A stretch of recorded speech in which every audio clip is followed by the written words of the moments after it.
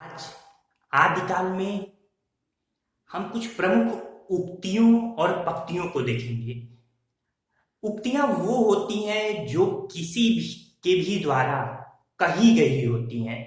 ज्यादातर वो युक्तियां समाज के लिए होती हैं या फिर किसी व्यक्ति विशेष के लिए होती हैं, जबकि पंक्तियां और रचनाएं होती है बस उसे लिख दिया गया होता है। तो इस तरीके से आज हम कुछ प्रमुख उक्तियों और पंक्तियों को देखेंगे। आपकी परीक्षा में पूछे जाते हैं कि कौन कौन सी उक्त और कौन कौन सी पंक्ति किस संदर्भ से ली गई या किस रचना से ली गई या उसके रचनाकार कौन है। वैसे तो ढेर सारे मैंने पिछले लेक्चर में भी बता दिया है, लेकिन यहां पर भी मैं सारी चीजों को दोहरा रहा हूं और क्लियर कर रहा हूं। बहुत सारी नवीन उक्तियां और पंक्तियां आपके सम्मुख प्रस्तुत है, तो आइए चलते हैं। 9 लख पातरी आगे नाचे, पीछे सहज अखाड़ा, ऐसे मन लय जोगी खेले, तब अंतरि बसै भंडारा।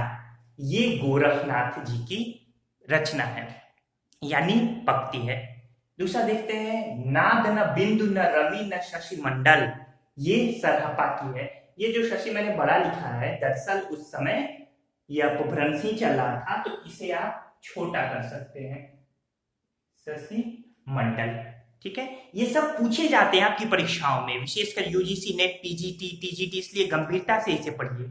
इसके बाद है, बहुत कठिन है डगर पनघट की, कैसे मैं घर लाऊं मधवा से मटकी, पनिया भरन को मैं जो गई थी, दौड़ झपट मोरी मटकी पटकी।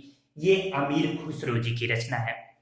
आगे है, क्राआ तरुवर पंच विडाल, चंचल चिय पैठो काल। ये लुइपा की रचना है। यहां मैं रचनाओं को व्याख्या करके नहीं बता रहा हूं, बस मेरा इस लेक्चर का उद्देश्य है कि जो प्रमुख रचनाएं पूछी जाती हैं और वो किसने रची थी या किस संदर्भ से ली गई हैं, उन्हें मैं आप तक पहुंचाऊं। फिर है, देसिन बैना सब जन मिठा, ते तैसन जपहो अवहट्टा। ये विद्यापति जी की पंक्ति है। फिर, जोई जोई पिंडे सोई ब्रह्मांडे, यह किसका सिद्धांत है? गोरखनाथ जी का सिद्धांत है।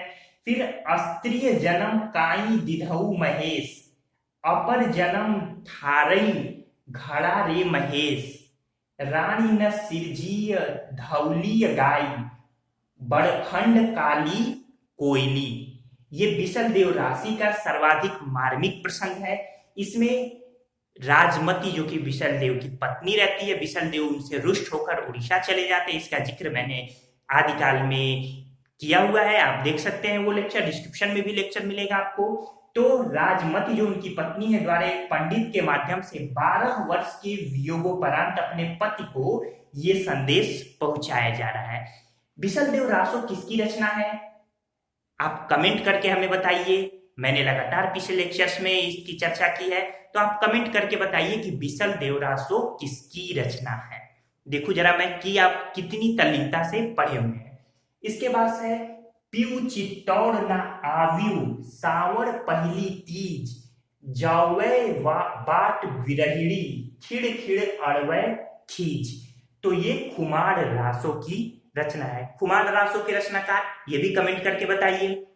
जानबूझ के मैंने कुछ रचनाकारों को यहाँ नहीं लिखा है, ताकि क्योंकि इसके पहले मैंने सारा वो डिस्कस किया है, तो ताकि मैं ये देखना चाहता हूँ कि आप कितनी तन्मयता से पढ़ रहे हैं और क्या आपको मालूम है, आपके दिलो दिमाग में वो चीजें बैठ रही हैं।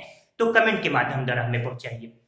फिर, किम बुझसे बुझसे रतिवंती राजन। तो किम बुझजे रतिवंती राजन, ये पृथ्वीराज चौहान द्वारा राजकाज की उपेक्षा कर प्रणय लीलाओं में लीन होने पर कही गई उक्ति है।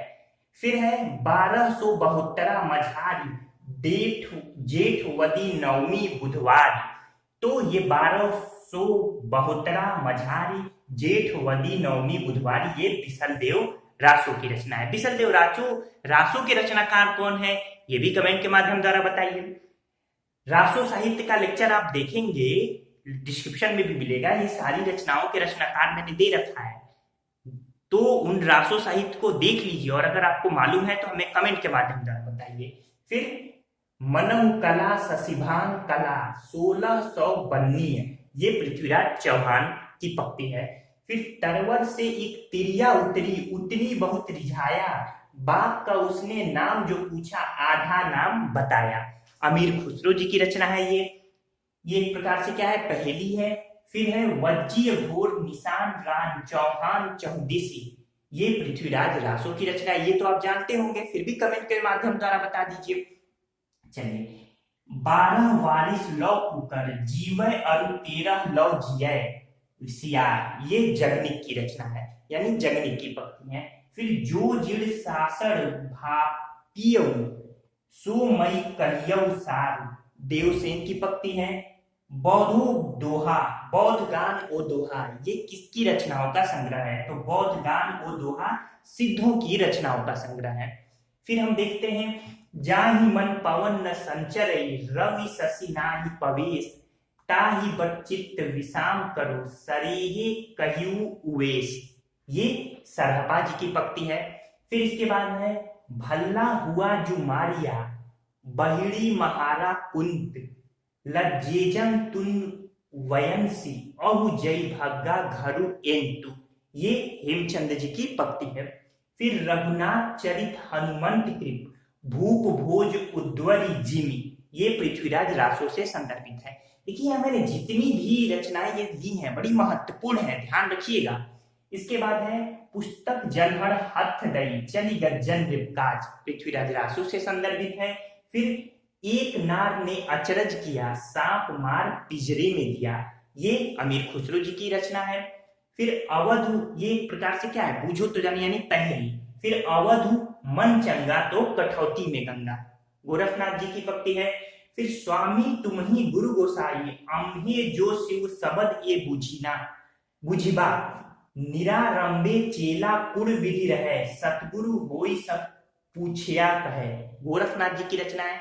अक्सर सदगुरु गुरु को लेकर संबोधित करके गोरखनाथ जी की बहुत सारी रचनाएं हैं, तो अक्सर ब्रह्मवश कबीर या अन्य की रचनाएं वो मान ली जाती है, पर ध्यान रखिएगा उन बारीकियों को। फिर एक प्रश्न है कि किस ग्रंथ से बनारस और आसपास की संस्कृति और भाषा आदि पर अच्छा प्रकाश पड़ता है और उस युग के काव्य रूपों के संबंध में थोड़ी बहुत जानकारी मिलती है? तो ग्रंथ का नाम है उक्ति व्यक्ति प्रकरण, दामोदर शर्मा जी का ये ग्रंथ है।